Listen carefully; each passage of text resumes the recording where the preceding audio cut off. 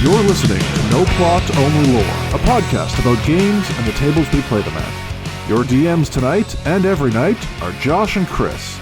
You can find us on all podcast platforms or check us out at noplotonlylore.com. If you like what you hear today, please rate and review the show and share it with everyone you've ever met.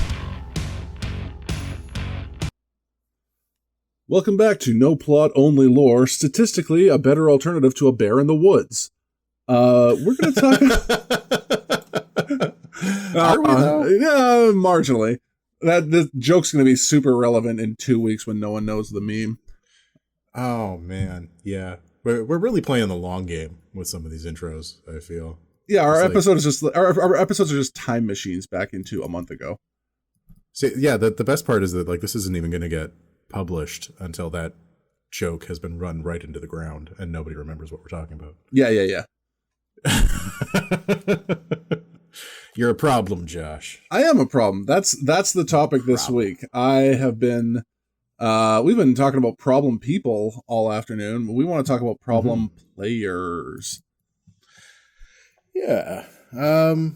So what do you actually consider to be a problem player? Because I have a weirdly narrow definition of problem player.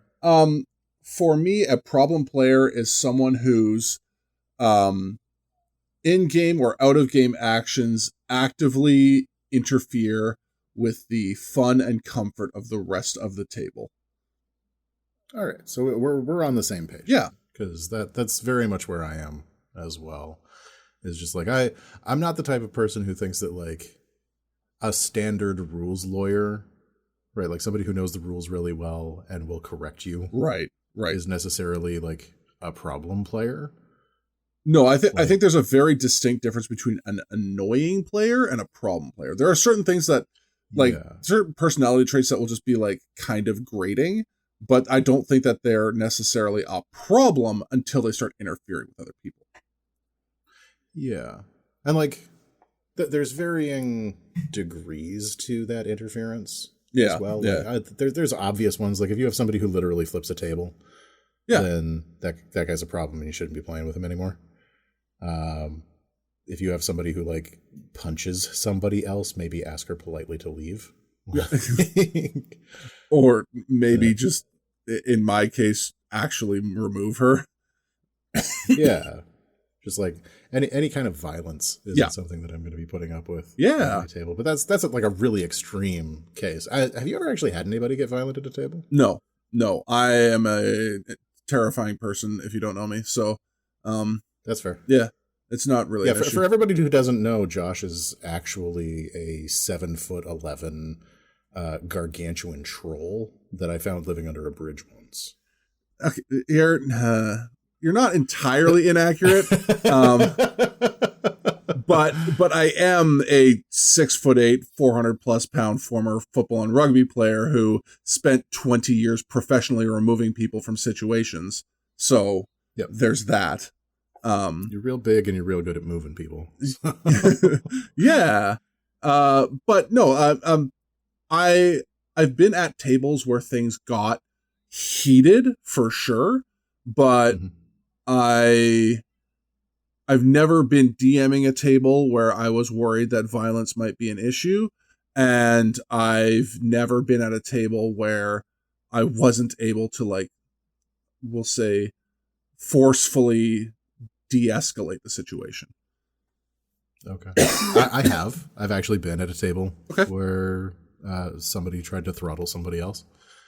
That's wild.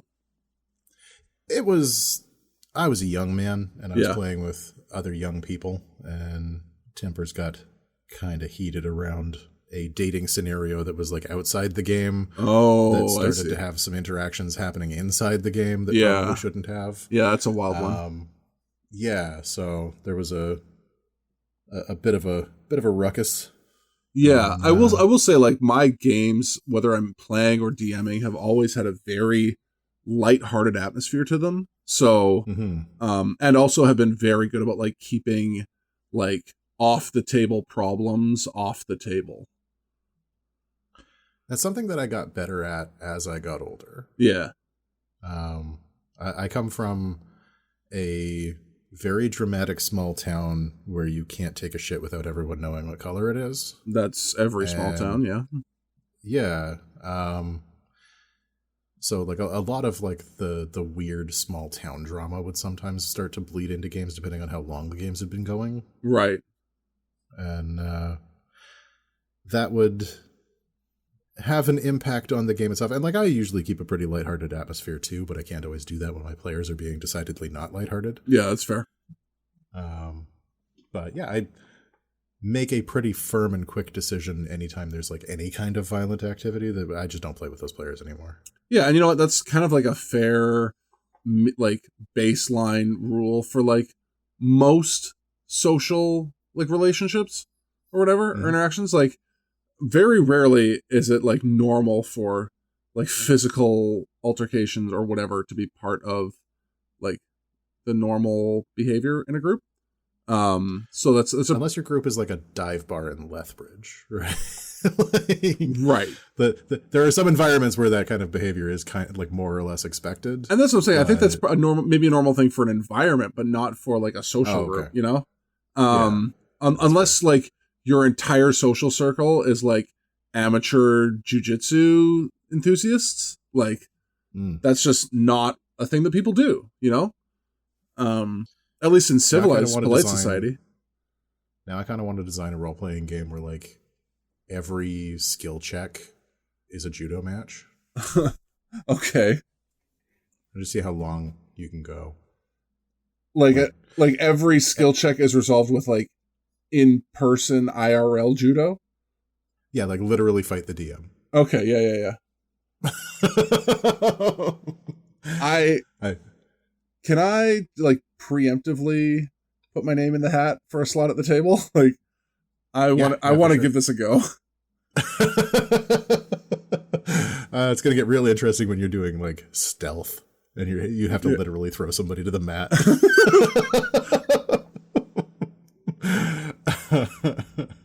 Okay. Anyways. All right. Anyway, so players. that would be what I would consider an extreme degree of problem. Absolutely extreme. Absolutely extreme. But there's a big difference between acting violently and just doing annoying things, and maybe not. And then there's annoying things that, you know, actively inhibit normal, healthy table interactions. So you've made us a healthy list here that I know you stole from someone else who made a worse list. That list was so bad. Yeah. It had a lot of things that I would consider just like minorly annoying. Like not even a problem, just like that's kind of obnoxious. Yeah. But like not obnoxious enough that I would ask somebody to leave my table. Not obnoxious enough that I would like have to have a conversation with that person separately. Right. But then like, it also had things that I would just consider like actually kind of normal good behavior for people at the table. Like knowing and understanding your rule set and wanting to maximize your effectiveness within it. Like, oh yeah, the one that was like min-maxers are yeah. Oh, like, people who put high strength on their fighter are a problem. You looked up how to build a better barbarian on the internet. Yeah. You're a menace. Oh, you compare and contrast abilities and choose ones that you feel are optimal based on damage output or other factors. DM, Frank has a spreadsheet. Yeah. He has a spreadsheet with all the feats in it. DM, Keith planned his character out all the way to level 20. That's not fair. Let's not make any more fun of Keith than we have to. No. Because I am different also Keith, different Keith. Yeah. No, in the game I'm playing, my little Jewish sorcerer is planned out all the way to level 20. Like I know what I'm taking ahead of time because I want to do cool things, and I know the second I can take them. Right. But that makes me problematic, I guess. Okay, so before we get into the list, I actually want to talk about like how are we problem players? Because I think everybody who has ever played a role-playing game has been at one time or another the problem at the table. Right. Intentional or not.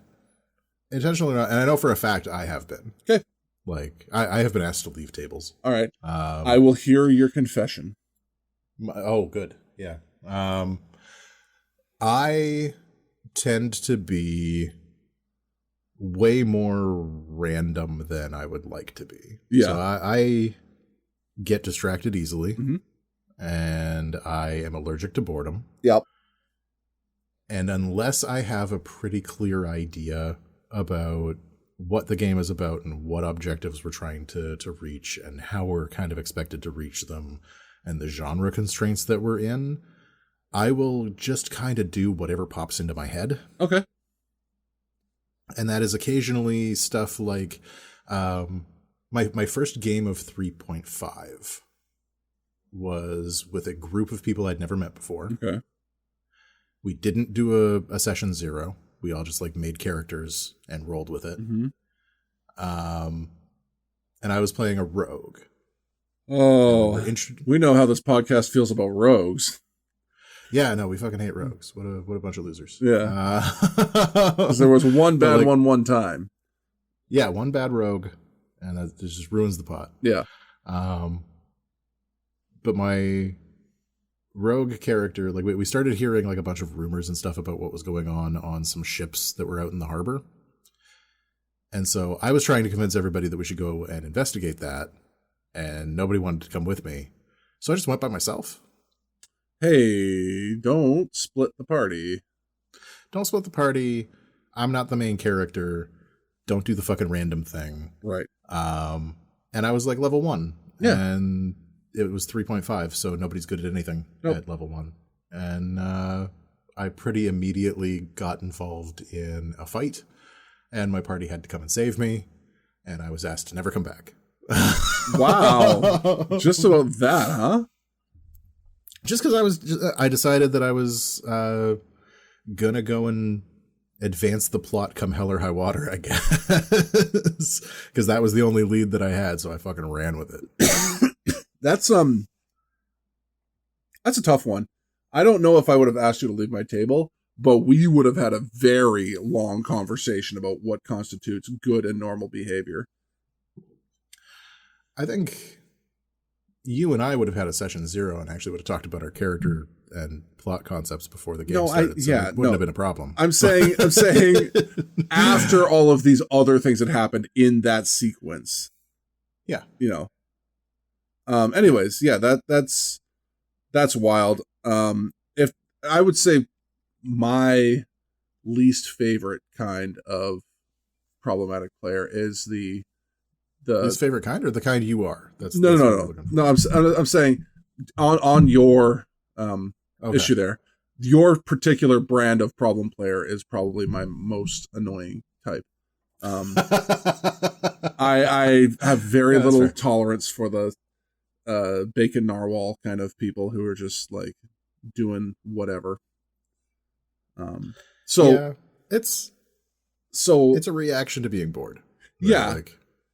And that's interesting because like you and I both struggle with the same problem, but I express it in a different, though somewhat equally unhealthy way. So you go for the random. My problematic tendency, and so I will preface this by saying I am currently in the process of trying to get assessed and diagnosed with adult ADHD. Which has become... I already have it. Yeah, it's become more and more apparent every year that this might be one of my core problems. And that has been somewhat tempered by my semi-strict religious upbringing, which has just changed the way that I act out. I am... I can be prone to be just, like you said, allergic to boredom and desperately seeking like interactivity and agency sometimes, and just anything to kind of like keep me moving, you know, mentally. So it used to manifest in like me just kind of like winding up on my phone all the time, like not really paying attention because, you know, other people's stuff was boring or whatever. I have managed to temper that a little bit by like just finding actual fidget objects to keep my hands occupied. The table I'm at right now, and this has been going on for a while, and it actually works pretty well. But so I think best when my hands are kind of doing something. I have started just full on building gunpla kits while I'm sitting at the table. Which is it's disruptive in a different way. Well, listen, it doesn't take me much, if any, mental energy to do that and just keep my hands occupied while following a set of instructions. It would be like building a Lego kit, right? And I'm able to better interact at the table by having my mind sort of like, in the way that like some people need like white noise while they work. Like this is like physical white noise for me. Right. And so my brain's able to like actually think better and stay more in character and stay more present at the table because my hands aren't grabbing something that's going to distract the rest of me. That's such a stereotypical ADHD trait as well. I am aware. Like the thing where you're like doodling in your notebook or doing something else while in class. Right. And like you absolutely 100% look like you're completely checked out. And then the teacher asks you a question and you know the answer because you're paying attention. And the only way that you can pay attention is if you're doing something else. Right. My problem was different in class where I was actually spaced out, but that's because I had powered through the textbook in the first week and just knew the answers and wasn't really paying attention because I didn't need to learn it again. Hey, Josh. Yeah. You have ADHD. Shut up, Chris. I know that. I am not a medical professional, but yeah, I feel pretty confident in that diagnosis. Yeah, I know I'm there. I'm just going through this weird process where my current like actual doctor is retiring and doesn't care anymore.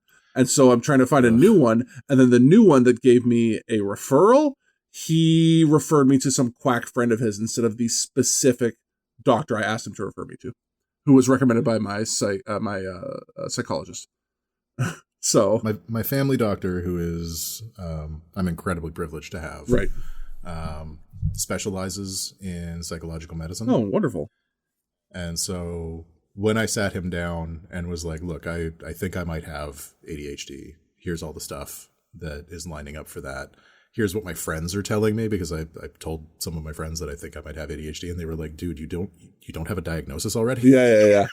That's what we're running into. Like my mom is like, hey, this TikTok told me that you have ADHD, and it's basically just describing you. And I'm like, thank you. Yep. So yeah, that process for me was very quick and easy. Well, that must be nice. We didn't even have to jump through like the psychiatrist, psychologist hoops. It was just like, yep, nope, that all checks out. Yeah. Well, I mean, I gotta go see one for other therapy reasons anyway. So he was just like, by the way, this might be your problem. Go talk to this guy. And now I'm trying to get someone to give me permission to go talk to this guy. So we're working on it. Anyways, on the subject of fidgets, you and I have talked about it before off the mics.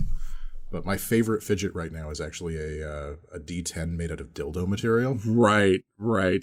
That one of my friends at work, his partner got a new sex toy, and it came with this D10 with it. Right, like it was just like packaged in the same thing. So strange. It is strange, but at the minute that Terry saw it, he was like, I'm giving that to Kristoffer. And Terry was right.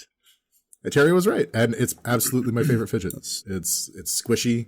It's related to my specific brand of nerddom. It has like little divots for all of the numbers that I can like dig my fingernails into, or it's got like one flat side that I can try and find with my hand while I'm doing other stuff.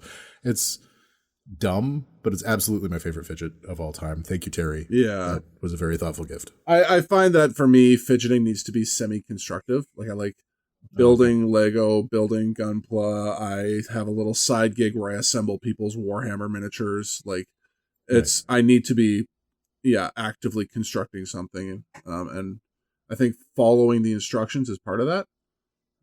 But anyways, okay. So we've identified our problems. Yeah, so I have no problem with your type of problem player. Yeah. Right, like you've played in my games before. I have never noticed that being even something on my radar. Yeah. I will tell you my least favorite, though, and it's the first one that we have on our list here. I hate dealing with the protagonist in my games. Yeah. Dungeons & Dragons does not have a main character. But this person does not know that. They think it's them.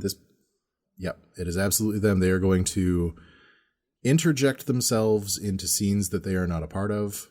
They are going to constantly table talk. They're going to give advice when it's not requested or needed. Mm-hmm. They're going to talk over other players and try and like get themselves inserted into situations that they don't have to be a part of and are actually detrimental to. Just because D&D has to be all about them. Yep. They are the leader of the party and the face of everything, and they are the most important, contact with every NPC, whatever. And the overlap between this player and the player that hands in like a textbook of their character's backstory is really hard. Yeah. Like that, there's a lot of overlap there. Yeah. So I always get like a little bit leery when somebody shows up with a lot of backstory to one of my games, because I'm like, is this somebody who's just very creative and thinking about their character in their off time, or is this somebody that's going to try and derail my game for whatever it is that they're doing? Yeah. I've had, thankfully, mostly the people who show up with a textbook are just like, in my circle, like theater kids who are just like, yeah, I really got into writing this for no reason. Anyways, we're going to ignore 90% of it after the first dice roll, but it's important that it exists. I'm going to yes and the shit out of this. Yeah. Yeah. Now, theater kids, the exact opposite of a problem player for me. Yeah. Theater kids are fucking great. They definitely come with a lot of skills that make them just good role players. Yes. I find that sometimes, though, they can want more theatrical productions than are like necessary or normal, because they tended to like they dovetail with like the live play fans, right, and then they just think that everyone is running a production studio, Yeah, no, they're definitely more attuned to the Matthew Mercer effect than most other player types, but like after a bit of acclimatization, they can be trained. A problem for me. They can be trained. They take direction well. They do. It's almost like that's a skill they learned from someone. I wonder where. But no, protagonists. How have you dealt with protagonist players in the past? My instinct has been to, because they're going to spend all of their time trying to highlight themselves, I just put in double or triple the effort to specifically interact with people who are not them and give those people highlights. Because and then to counter that as well, then after everyone else has gotten a lot more attention, then I will give them a moment where it is like, okay, now it is your turn. Like, you understand now that, like, yes, everyone is going to get a chance to be the star of the show. It's just, you have to wait for your episode, That's been a couple of my tricks. Like, similarly, spotlight focus is a big deal, right? Like, if you're turning the spotlight on a group of people that player is not involved with right now, even just like the occasional, like, hey, we'll get to you in a second, we're focusing on these guys right now, right? Like, even if you have to do it a few times, right? And like, hey, can I be over there? And I'm like, no, you were over doing this other thing, right? Like, you are not in this scene, right? Like, reinforcing the establishment of the shared imagined space can help with that as well, where it's just like, no, you agreed through our shared imagining that you are here with these people. These people are not there, you're not interacting with them. And then making very clear that I am not asking for their opinion all the time when I'm dealing with the crew that they are with. Right, like singling out the player that I am talking to, the player who's like, actions I'm asking for, opinions I'm asking for, what are you feeling, right? All of that. And just if they try and butt in, very gentle corrections. Yeah, so redirect them. Reminders that like, no, I'm very specifically asking for this character's input. And so their behavior in my mind, so my experience with the main character, the protagonist, dovetails more with our second problem player, who we've dubbed Rando Calrissian. And and the reason for that, I think, is that the main character has a problem with getting bored when they're not the focus and they're not driving the action, and they need to find some way to sharply draw the action back to themselves. And it winds up manifesting as what I called before the bacon narwhal sort of effect, where literally everything they do is just random kookiness. For me, it's kind of a 50-50, right? Like the allergy to boredom is a big one. And so like trying to insert yourself into everything so that you're never having to wait for your turn is part of it. But I've also noticed that like there is some ego that you'll run into occasionally, where it's not just like I'm bored because I'm waiting. It's like, this has to be about me because I'm the most important player. Right. Yeah. I'm the most specialist. So I'm like, bored because what you're doing is not actually like, important or relevant. Yeah. No, there's definitely a dovetail there. And like there's a dovetail in the other direction too, where like the Rando Calrissian, my son and I watched Empire Strikes Back yesterday. That's why I threw that in there. Okay, yeah.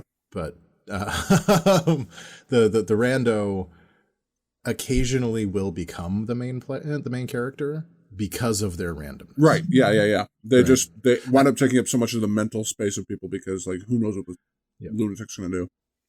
Well, and that was the problem with me like jumping over to that ship in my first 3.5 game, is like suddenly this game is all about me. Right? What am I doing? Everybody else is at the inn trying to get some sleep until they realize I'm missing, and now they're on a rescue mission to rescue me, who is the main character now. Right. So like that definitely had like some overlap between those. I'm a much better player now, I think. We wouldn't know. You're never behind on the other side of the screen. Oh no, never ever. I'm hoping to, in one of our one shots, or two of our one shots, hopefully, get out from behind the screen. We're going to be doing Fiasco, which doesn't have a DM. Okay. And two of my players have offered to co-DM a session of Monster of the Week. I find it very funny that you got away from DMing by deleting the concept of DMs from your game. It's really the only way to do it sometimes.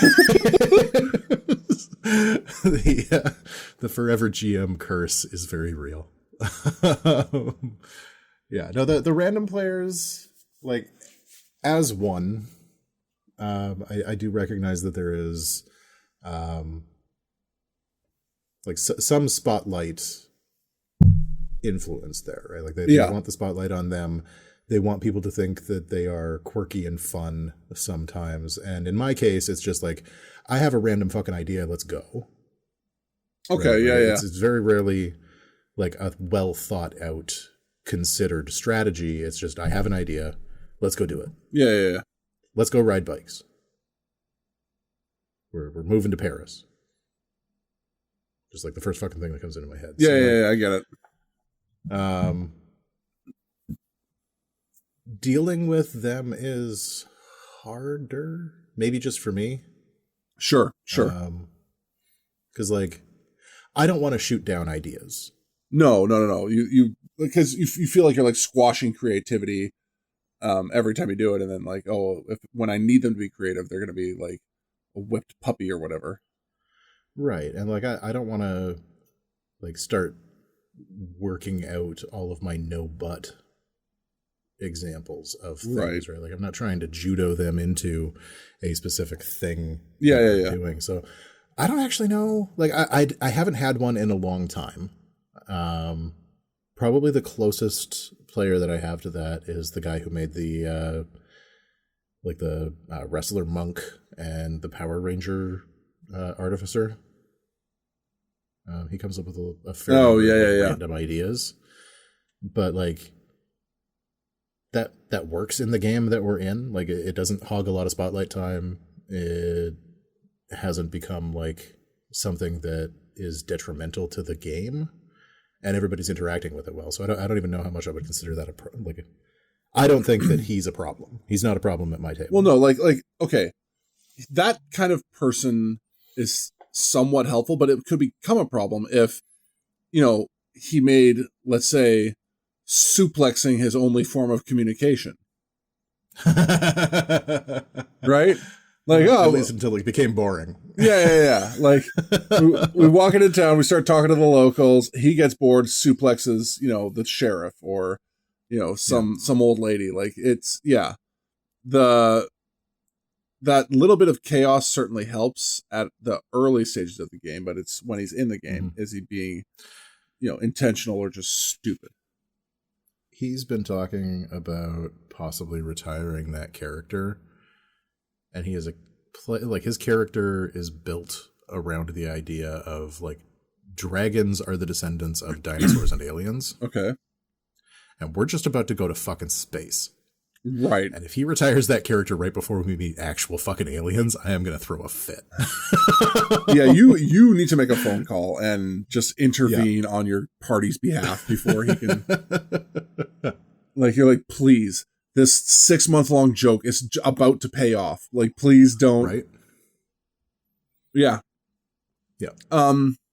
Anyways, like that kind of player. While I share, I think, some tendencies with him in the we'll call it extreme creative aspect on the character design. But once we're in the game, like despite the lunacy of the inspiration of the character, the actual play becomes a lot more grounded.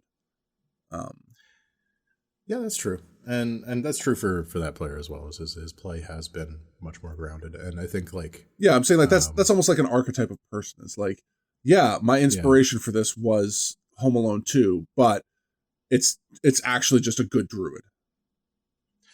Home Alone 2 would make a great one shot if you were playing from the position of the robbers. Yeah.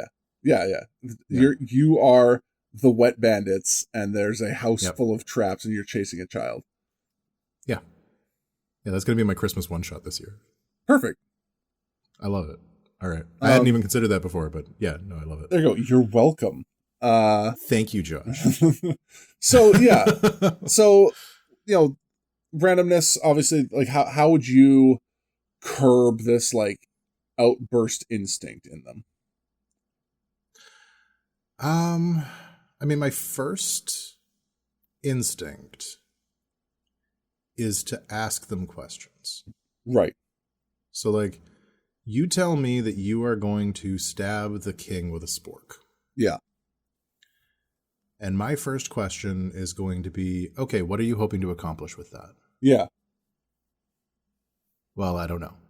Okay, well, is that something that you would do if you didn't really understand your motivations behind it? Like, you're in a lot of danger if you do that. Like, you're standing there, you see the guards, the courtroom is not empty. Guards with a spork. Yeah. Yeah, I stabbed the guards with a spork. Okay, well, like, cool, but also, why? Like, what are you hoping to accomplish there? Like, what is going to happen when you do that? Like, right. The kingdom is not going to turn around and make you king. They're going to kill you. Yeah. Like, so, like, going down, like, a logical route, like, going down a bit of a why spiral, can kind of help with that, where it's just like, okay, I need you to justify the action that you are about to take, and always take it very, very seriously. Right. Yeah, don't matter how. Don't give them anything like remotely resembling positive feedback. No, it's got to be like, because like I don't want to tell somebody that they can't stab the king. Right. Absolutely, you can stab the king. That is a great start to a campaign. You just want to make sure they understand why they're stabbing the king. Well, and they also have to sell it to the other players. Right. So they can't just like randomly say, okay, I stabbed the king with a spork. And then I go, okay, you stabbed the king with a spork. All of you are dead. Let's roll new characters. Yeah, exactly. You stab the king with a spork, and then the royal guards beach into a paste, and then his son takes the throne and doubles the security in the throne room. Yeah.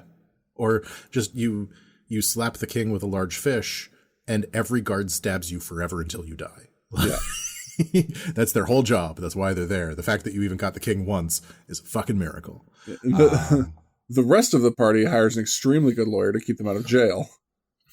Yeah. But like questioning the motivations behind actions, I've found tends to like pull the player back into the shared part of the shared imagined space, where it's just like, this is not a thing that is just impacting me. Right. This is a thing that is impacting this thing that we are creating together. And there is somebody who is asking me for some amount of internal consistency for that. Yeah, you're kind of reminding them that there is object permanence in this game. And yeah. You're in a way to... Sorry, go ahead. There is one common response to that I kind of want to cut off at the head as well, which is just, that's what my character would do. As soon as they say that, you just repeat the question. Yeah. Why? Right, that's why what would my character would do? Yeah. Great. What is your character hoping to achieve by this? Right. Because whether you question their motivation or their character's motivation, it's the same. Right. They can't just deflect that as like, well, I wasn't doing it. It's you know, frankly, this reminds me of like one of my criticisms of what I think are like mediocre authors, where they're like, oh, I didn't know this character was going to do this as I was writing the story. I'm like, why not? The whole story came from your head. So, dude, no, I have absolutely had that happen to me. Yeah. It's the weirdest fucking experience. Yeah, but why? Why did they do that? I don't really get it. Like, yeah, you know when you're reading a book and you get into that space where you kind of stop looking at the words and you start just seeing the movie in your head? Kinda. Okay, so like all of the words are just kind of like blurring. You've got like the imagination going full tilt. Okay. And you are experiencing this thing as it's happening. Okay. I can get into that space when I'm writing. Okay. Right. If I'm writing and I'm writing quickly, I can get into a space where like all of this imaginary stuff is happening as I'm putting it on the paper. And as that's happening, it almost becomes me transcribing. Right. Okay. And as I'm transcribing, my characters are doing shit that I wasn't expecting them to do. I see. I don't buy that. Okay. I understand it's your lived experience, but that's not how I read books. Okay. I can get engrossed with a story and want to see what happens next, but at no point am I like inhabiting the story in that way, if that makes sense. And maybe you're just achieving a flow that I am incapable of due to my incredible brain damage, but maybe. I just like my experience with reading is very similar to my experience with playing D&D. Okay. In that, and my experience with playing D&D is also very similar to my experience of like listening to other people play D&D. Right. I get into that shared imagined space very quickly and easily. Mm-hmm. And I'm not really influencing all of it, I guess. Like I know that I am subconsciously. Right. But consciously, I'm not putting any effort into what is happening there, right? So like as I'm reading, I'm barely paying attention to the words, right? Like I'm just seeing what is happening in the story in my head as it's going through, and occasionally that will cause difficulty for me, where I'll like skip a paragraph, realizing that I haven't actually absorbed that paragraph, because I've been too busy imagining. You know, this may be a future episode idea, just because like I want to delve further into this topic of like inhabiting that like space there, because I that's I think something that I kind of struggle with is like fully like investing into the space. I'm too cognizant of like reality, but that's a whole other deep rabbit hole. So anyways, that's one of our boring Kristoffer episodes where I just like go off on a topic for an hour and everybody is like, God, why is this happening? That'll be a Patreon exclusive. I tune into this shit to listen to two people joke about role-playing games. I didn't show up for a fucking lecture on liminal spaces. Yeah. No, the one thing I did want to mention though is in your idea of like how to handle the rando people or whatever, like you kind of have, it sounds like we're almost using like the toddler feedback method of shutting down a conversation, where you're just sitting there, but why, and eventually the question becomes too complicated to answer in a reasonable way, And so you're just like, whatever. And then you just kind of give up on it, right? Because if nothing exists, but nothing is a thing that isn't existing, then what does life even mean? Yeah. Little tiny existential crises every... Crises? Crises. I like crises. Christoffers. Christoffers. Anyway. All right, so let's talk about our next our next. And this is one that I'm actually like. We're not going to fight about this, but I am going to kind of stick up for them in some ways. But go ahead. Well, like I'll stick up for them in some ways too, which is that like the rules lawyer. Yes. The stereotypical rules lawyer is somebody that's going to fight you based on rules. Right, like that they are trying to... Sorry, can we just give the audience your tagline on this? Which was, while you were out courting, I was studying the rules. And I intend to use them to ruin your day.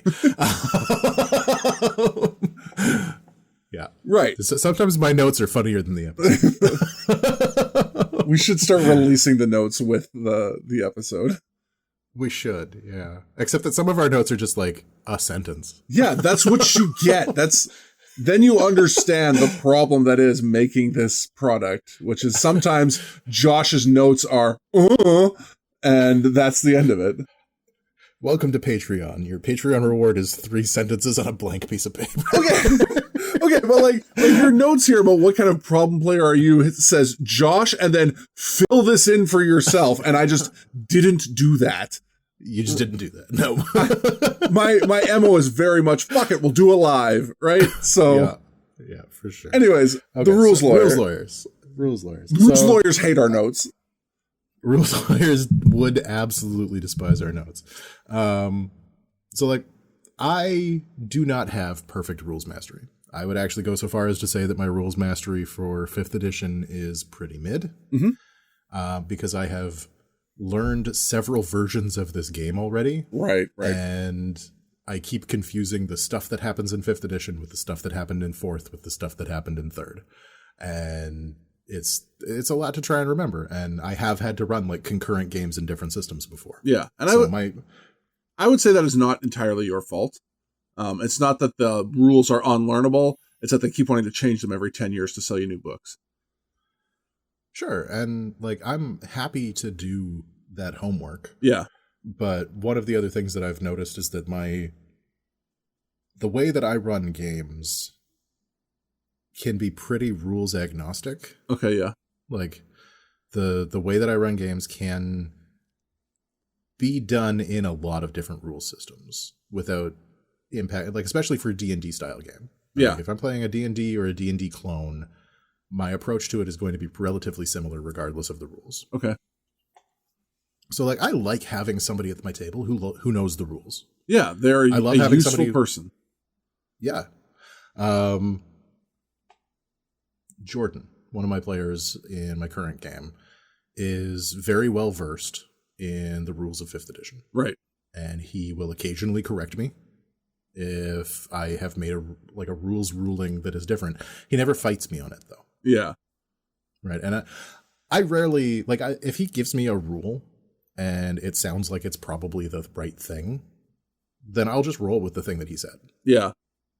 Right. Like I'll look it up later if I have to. Right. Unless your intent is to do something explicitly otherwise, you know? Yeah. And occasionally it is. And sometimes I'll just rule that, okay, well, that may be the rule, but this time we're doing it this way. Yeah, yeah. For reasons. Right. Shut up. For reasons. Yeah. I have a novel that I'm trying to write here, Jordan. How dare you get your rules in my way? Get back in the book, character. No, but like somebody correcting you on the rules isn't inherently a bad thing.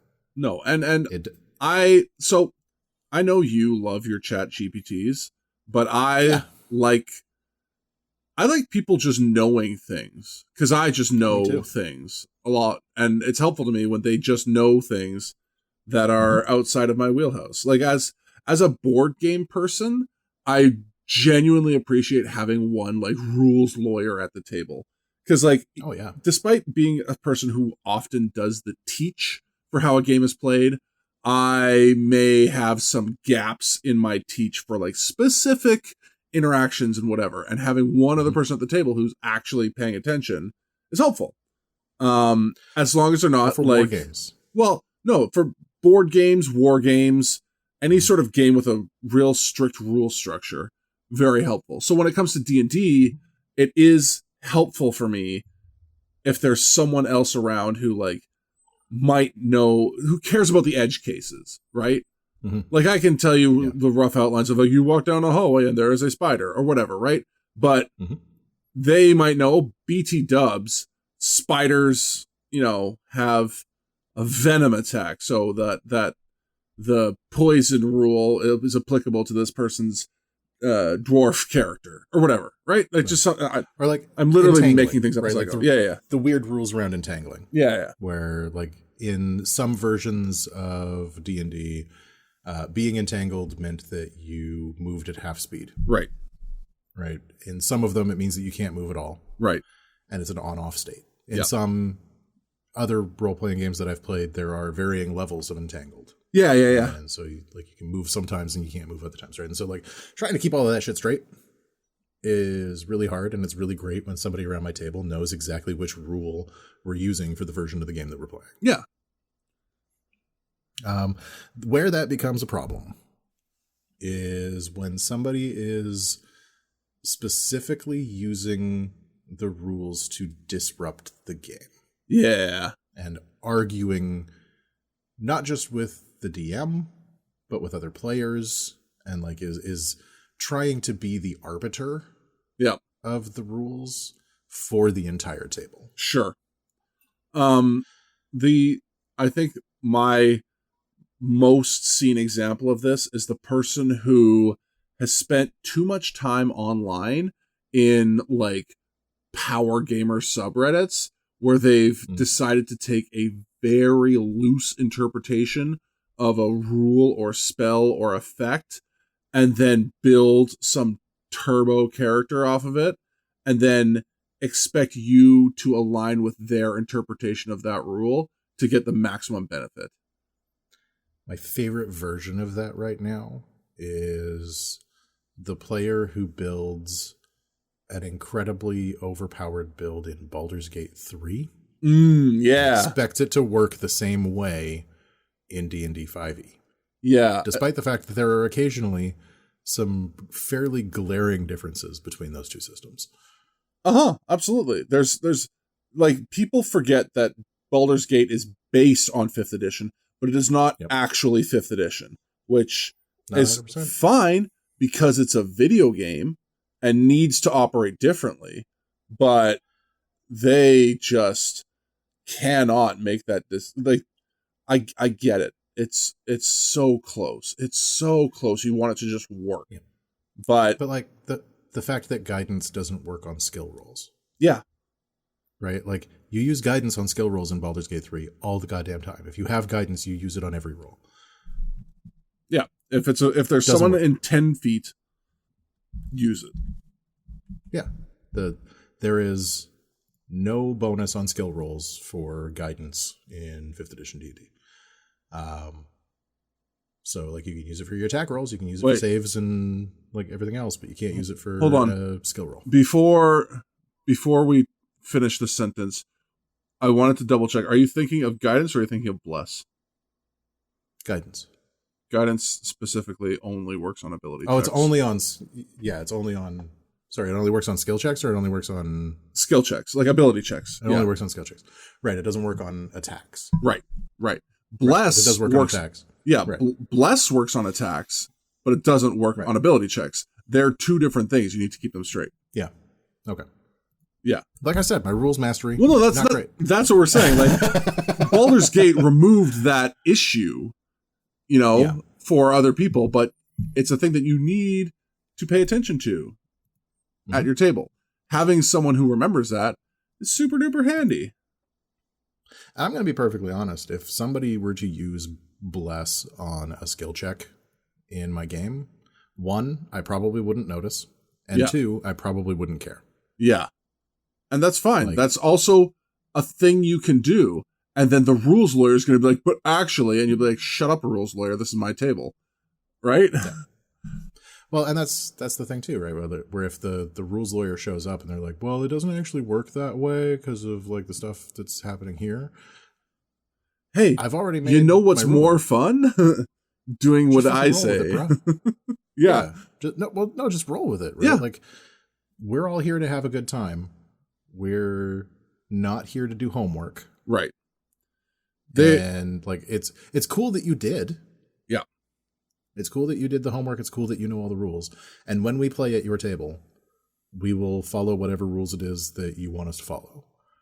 Yeah. But at my table, the rules are a guideline. Yeah. This person is very clearly like missing the forest for the trees, you know? They care so much about the one role that's being correct that they forget, like, why is this role happening in the first place? Right. So this, we will have a separate episode that we've been trying to record for like a month now, talking about the rules as written. The rules as written people. And you know, frankly, the rules lawyer is a rules as written guy. Like, he knows the rules as written. And sometimes it's handy and sometimes it's not. And boy, how do I not want to have my campaign run by that guy. Yeah. You know? And like, I'm not even a rules as intended person. Yeah. Right? Like, I'm not trying to read the intention of the authors. I am rules as I need them. Yeah. Rules as convenient to me. Yes. Yeah. And I do find that like the overlap between the rules lawyer and the sore loser tends to be pretty heavy. The rules lawyer is really invested in making sure that all of the rules are being followed to the letter. Yeah.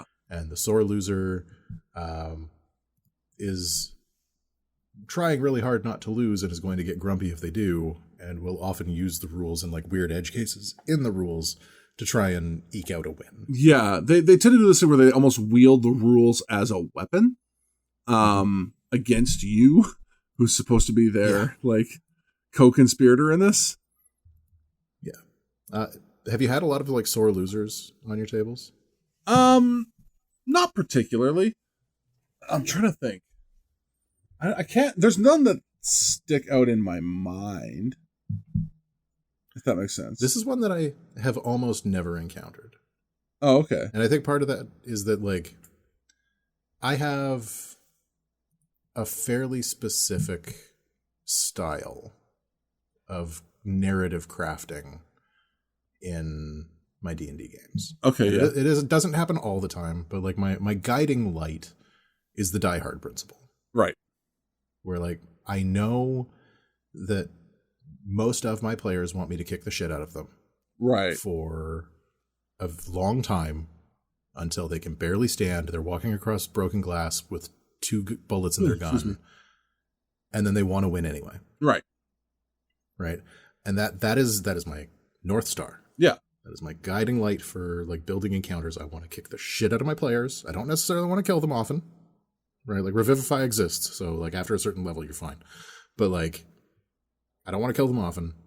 Yeah. But I do want to kick the shit out of them, and I do want them to win anyway.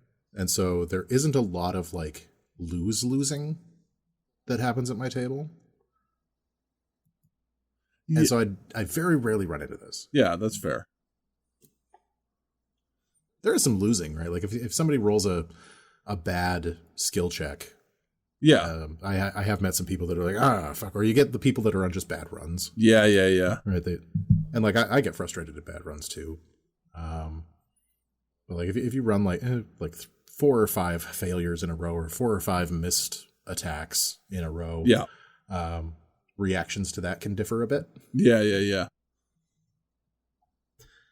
I'm generally very zen about it. Sure. I know that I have had the exact opposite of runs of I just hit everything. Yeah. Crazy damage. And like it's all going to even out in the end. It'll be fine. Right. But I know that a lot of people get really invested in like those moments. And so they get a little hotter under the collar. Yeah. Okay. And then metagaming. Yeah. I was going to say, I don't have a ton to say about sore losers because they're just kind of sour people and don't make friends in the first place. So they probably won't be at your table. Don't hang out with them. Yeah. Metagaming is a whole other beast. Yes. So I think we kind of ran into this in a previous episode talking about that the ranger character, which I think would, or the rogue character that was being like pushed off of the rogue because people didn't like rogues. I think that would kind of fall under this, but for me, the problematic metagamer is the one who like, so a thing I hear often, and it may be true, it may be not, is like a new player's playing the game and immediately someone's like, don't play a ranger. And it's like, why not? Well, they're bad and broken. It's like, hey man, that may be like, if you're strictly looking at, again, rules as written and just like the power gamer subreddits, but my table is open for any race and class combination you want, and I will just help us have fun telling a story. You're right, they may struggle in some combat encounters, but I can fix that because I'm the DM, and as far as you're concerned, I'm God Almighty. And if I decide that the bad man fell over because he suddenly was much easier to hit for the ranger and no one else, that's what happened. Mm-hmm. See, for me, the metagaming that I run into most often is again, kind of related to the rules lawyer, somebody who has studied the monster manual like it's the Bible. Yeah. Right? Like you show up with a aboleth, and they know exactly what an aboleth's stats are. Right. And they can tell you all of the things that they're good at and all of the things that they're bad at. And then they use that information in the combat encounter. Right. I mean, and the other version of this that I see is the players who cannot, for the lives of them, separate player knowledge from character knowledge. Right. Right. So like something has happened with a player who was not near them, or with a character that had nothing to do with what they were doing. Yeah. But they still act as if they know that thing. Yeah. And that can be occasionally disruptive. Like I have a lot of leeway for it. Right. In my games. I don't usually punish that unless it is something that is particularly important that they pretend they don't know. But it has occasionally been a problem, like the former version with the player's handbook memorization. That has been a problem. Yeah, I mean, it's just like, so like in our game right now, like I think there was one part last week where we knew we were going to come up against a troll, and it was kind of instantly like, oh boy, everyone get your fire spells ready. I'm like, okay, but do we actually know that? And then we kind of remembered like, oh yeah, actually we did run into a troll earlier in this campaign, so that's fine. But like that is kind of a very popular instinct amongst people in general now who've been playing D&D for a while, where it's like, oh, we know that these things regenerate and you're going to have to use fire or acid or whatever. Yeah. And it's very hard to keep some of that general knowledge. Like I sympathize with like WotC needing to sell as many books as possible to keep this game profitable and running. But at the same time, like you should have to like prove you're a dungeon master to buy the monster manual, you know? Like, you got to get out your ID. And like you should be make sure that registered and carded and tracked. Like, did you see that thing about how WotC had like a $1 billion loss this year? Oh, I'm sure they did, because they just got absolutely slapped by everyone who got mad at that update to the OGL. But whatever. Well, and the racism in the Spelljammer book. Oh yeah. Sending the Pinkertons after some people who opened some boxes of cards. No, he didn't even open the boxes of cards. He got the cards because someone else opened them. Yeah, right. Yeah. Yeah, no, they've run into a couple of problems this year. Boy, howdy, I wonder why. Anyways, yeah, I think there's something to be said for like, you're right, maybe some of that knowledge shouldn't be available to players, but you can't do that without like dampening the interaction with D&D as a whole, right? Like you need to let those things kind of happen and just trust that the more experienced players they get, they'll be getting at removing metagaming from their normal behavior. I see this problem player as one who is most like it was one of the easiest to rehab. if that makes sense. Also, while you were talking, I realized that my my acts of DM fiat should be referred to as Deus Ex Joshua.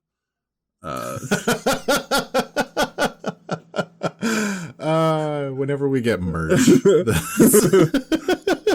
it's going straight on a t-shirt or a coffee mug. That's going straight on a t-shirt. All right. The hardest ones to rehab, in my opinion, are cheaters. Yeah, fair enough. Like, why are you cheating at a cooperative game? This is our last type of problem player, and the one who is the most destructive. Because the thing that he destroys is not the game, it's trust. Right. Like we were talking about that. There was a Reddit thread about somebody who their table took a short rest. Mm-hmm. The DM went to the bathroom, and when he came back, it was clear that everybody had actually taken a long rest, and they were trying to hide it from him. Which is like, why? Like, why are you doing that? You know, right? Like, who benefits? Well, your characters do. Your characters benefit, and you're so invested in your characters that you don't want to have them at risk for this incredibly important and climactic combat scene. Okay, but did you like is the whole table so naive that they thought they would get away with it? If we all do it, he won't catch us all. I mean, probably. Like they probably figured that he wasn't paying that close attention to hit point totals and like spell availability, spell slots, but like you could probably get away with that if you had taken a long rest after like an encounter, where you hadn't used a lot of resources.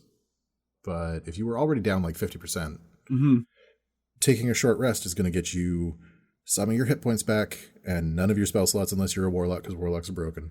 Yeah, like I know I've been guilty in the past of sometimes like losing track of things just because I forgot to mark it down. But like this is such a weirdly like intentional and malicious use that like it's one of those kind of unforgivable things, and it's not something that can be like a persistent problem at the table because like it's just, why are we playing then? Like, what's the point? I would literally quit this table. Yeah. I would not play with these people anymore. Oh, if I came back from the washroom and saw that all of my players had tried to dupe me, I would just silently close up my books and leave. Yeah. Because like that isn't a crime against the game, right? Like the cheating is a problem with the game. Lying to the person who has spent so much time putting together and running this thing is a horrific breach of trust against a person. Yeah. Right? And that is not something that I'm going to let fly at my tables. Yeah. If you occasionally forget a thing, no big deal. If you forget how something works, no big deal. If you fudge a die roll once in a blue moon, fuck, I do it all the time. That's what the screen is for. Yeah. Like, I get it. But like, if you're actively lying to me about something that is that obviously wrong, then I have no reason to play with you anymore. Yeah. And, you know, I wish I had read that thread just because I kind of want to get a better idea of what that DM actually did or was thinking. But like, I'm frequently reminded when I read some of these threads that other people, and this seems like I'm going to speak negatively about like the nerd community in general, but there's a lot of people within these spaces who are just so awful at like social interactions and like confrontation and like, you know, like relationship management and resolution that they just like, this guy's instinct wasn't to like immediately sit down and like basically read the Table the Riot Act and then quit. It was, I need to go get advice from Reddit, right? Like, yeah, his first instinct was, gee howdy, I wonder what the internet will tell me to do. And my first instinct would be like, sit there in uncomfortable silence for 10 minutes staring at them and then finally say, so who wants to go first? And when they try to start combat, say, no, I mean, explain your bullshit. Do you think I'm stupid? Like, it's, I got the impression Like I did read part of the thread, Okay, but I got the impression that the person is young, not necessarily having a lot of experience okay. with this sort of conflict. I can almost understand like the intimidation of dealing with people who are older than you and maybe more experienced, and you might be perceived as like just naive, but like I don't know, Well, and also just like a united front of your friends who all thought that they were going to get away with this caper. or people you thought were your friends. People you thought were your friends and Yeah. obviously have no problem lying to you about a thing that literally doesn't matter. Yeah. Like, yeah. We got to remember it's just a silly game sometimes. It's a silly game that we play with our friends. And if we get so serious about it that we feel like we have to cheat, something has gone wrong. Yeah. And then maybe, so I was going to say that, there's something that, and maybe this is just like because of my upbringing and stuff like that, but,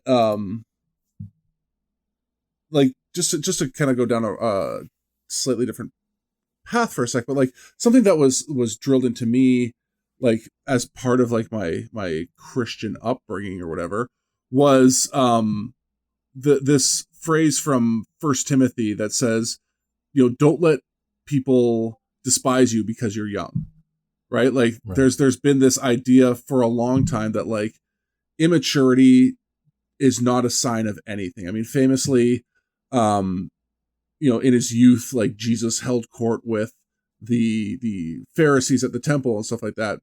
Despite being a child, he was able to speak to them like as an equal. And like that was something that like my parents definitely imparted on me, was like, hey, like you, just because you're younger than other people doesn't mean that they get to tell you what to do or consider your opinions wrong. And I know a lot of other people maybe grew up in situations where they're used to like the idea of like children being, seen, not heard, or the idea that like you would push back against an elder who is like an automatic authority figure. Like I know there's certain like maybe cultural aspects of that, like in certain like Korean culture is very much like age is authority in an absolute sense. But like I still don't think that like a person living in North America necessarily has to abide by that idea. You're a DM, there's a certain amount of automatic authority that comes from that position, and a certain amount of like respect that should be held as like a basic human right, kind of. Yeah. Like in these interactions. When I pointed out that he was young, it was mostly just that the level of experience with social interaction may have been a little less, right? Like you don't have a lot of experience dealing with people who are treating you like an asshole. Yeah. And like knowing how to navigate that is a skill. It's something that people have to learn. Yeah. And so like the impression that I got from the thread was that the person was young and that they didn't necessarily know how they should approach this. Yeah. Because they have never had to deal with this type of situation in their life before. Yeah. So I don't think it was that their first thought was like, let's go ask Reddit. I think their first thought was like, this is a problem I don't know how to handle. Where can I get advice for it? Yeah. So I guess that's fair. I mean, and I think another big factor for like my own personal DMing style too is like, and I come back to this probably too often, but like I used to be a very hardcore World of Warcraft raider. Like for the first 3-4 expansions, like it was a part-time job. Also almost a second full-time job for a while.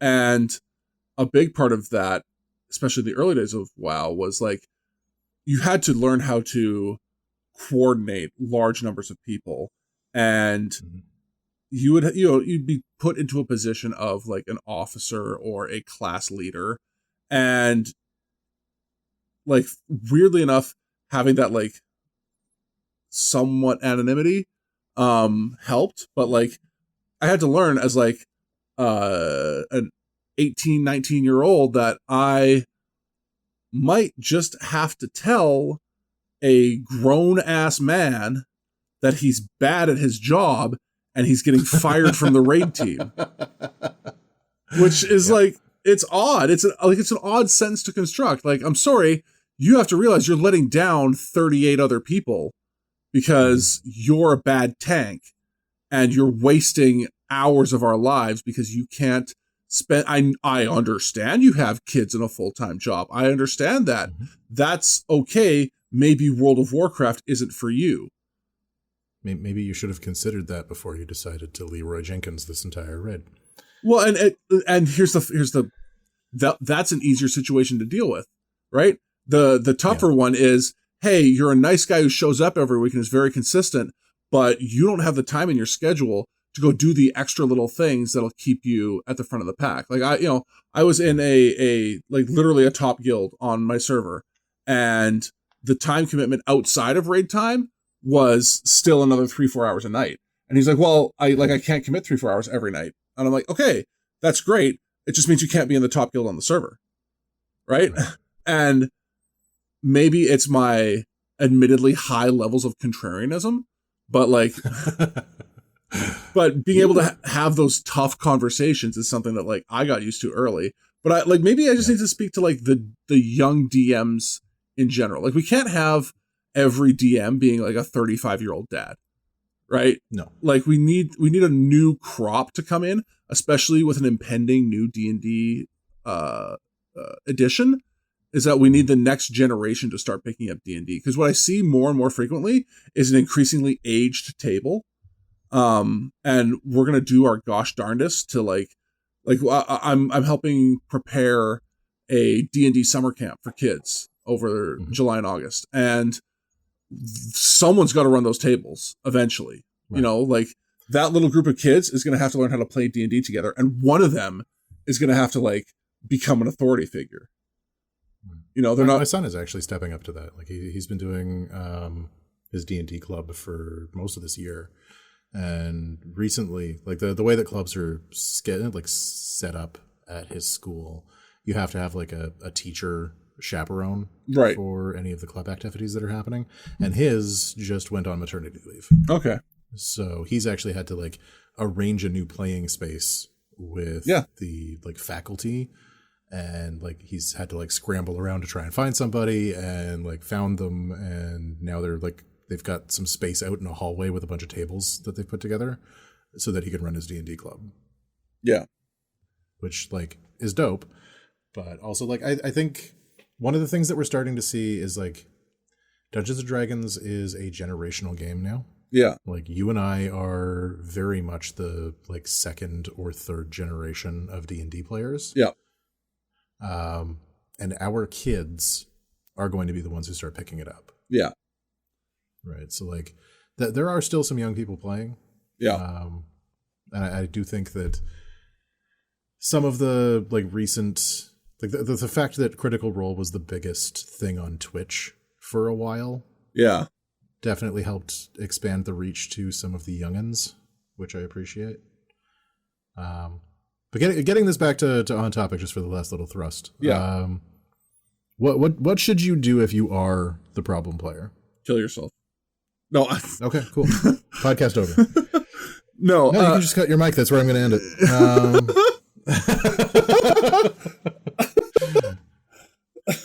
I'm kidding. Don't actually do that. No. As a podcast, we can unequivocally say, if you're thinking of hurting yourself, contact the suicide hotline. I don't know the number offhand. We're gonna have to, or we're gonna get absolutely canceled. Sorry. It's the ADD jokes, you know. Okay. Yeah. So here's the problem. Being a problem player is not something that is easy to admit. It's going to take a high level of self-awareness if you're listening to what we've been saying and realizing, oh no, that's me. Sometimes you're going to have a strong personality like me or Chris that says, hey man, this is an issue. You need to fix this. It comes back to something we've harped on before, but being open and honest with yourself and your other players, and being able to take criticism and being able to just be kind of selfless and It's going to feel like a personal attack because it kind of is, but it's also like well, no, I would actually roll that back a little bit. Like I think that it's never actually about you as a person. Sure. Right? Like as a problem player, it's not actually about the player. It's about the behavior. Right? No, you always have a chance to change your behavior. Allow me to clarify my statement. Okay. It's a personal attack in that it is attacking something that you are doing as a person. Right. It's not attacking you as a person, but it is personal, which is why you're going to get confused mixed signals about it. For the same reason that like you react to like spicy food, like something is telling your brain that this is dangerous, even though it's actually not. Yeah. So just be willing to like, you're going to have to like ride some emotions for a little bit to let yourself like, you're going to have a response, an instinctual response. And you're going to have to get through that first before you can start objectively looking at what is actually being communicated and then how to fix that. So you can't change necessarily who you are, although I would argue that, but you can change what you're doing by being more cognizant of it and its effect on the table. And for me, it always comes down to like, what is going to be the thing that makes the game better for the most people possible. Yeah. Right. So like anytime I'm thinking about running off and doing some random bullshit, I have a filter that I have had to put into place as a habit of like, is this just me sating my inner chaos demon that needs to be engaged in a thing right now? Or is this actually bringing anything of value to the table? Yeah. Because occasionally me running off and being a chaos gremlin can be of benefit to the table. Yeah. There are times when that type of behavior is exactly what the table needs in order to tell a compelling story together. Sure. But I have to be cognizant of it. It has to be like a conscious choice that I'm making to engage in that specific type of behavior. Being a rules lawyer, right? Am I contributing to the rules in a way that is helping the table? Yeah. Or am I contributing to the rules in a way that is actually making things harder and reducing fun? Yeah, like if you find the table stopping and going back a lot and not actually progressing, you're not being a helpful rules lawyer. If you have to break out the rule books more than 3 times a session, I feel like I've failed as a DM in that case. Yeah. Like you can always look up rules later. You can always correct rulings later. You always take what you've already done. You don't retcon anything. Yeah. Right. You're not going to change what happened because the rules are different. You just take a look at the rules. You know the new rule now, and you move with that in the future. Well, it tells me if you have to break out the rules that many times, you're thinking more about the rules and less about the story, which is a problem. Yeah. And you should only have to think about the rules if they get in the way of the story. Right. But like communication with your fellow players, communication with your DM is super, super important. Right. Just like asking for feedback, right? Like, was this a cool moment? Yeah. Was this a like moment that annoyed you? Right. Like I noticed some people came off the table a little bit when I did this. Yeah. Was that a reaction that was a like good coming off the table? Because that does happen.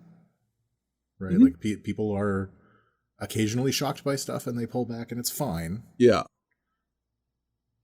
But was that the case this time? Right. Like, because they're a lot more often, if I see a whole bunch of people come off the table at the same time, I'm like, oh no, I fucked up. Yeah.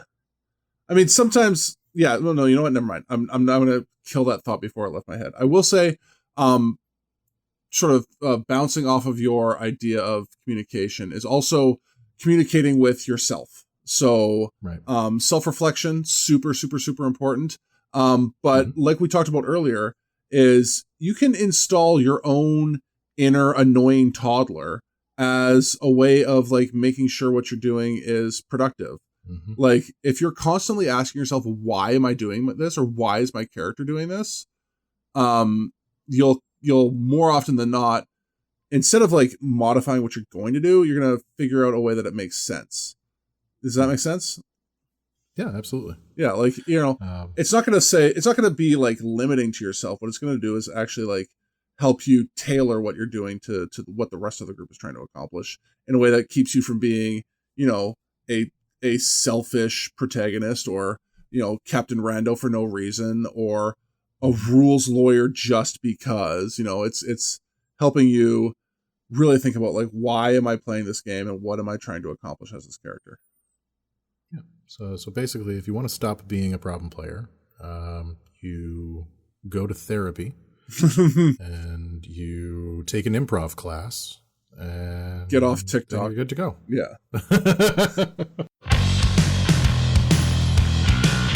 Hey, thanks for making it all the way through this episode of No Plot Only Lore.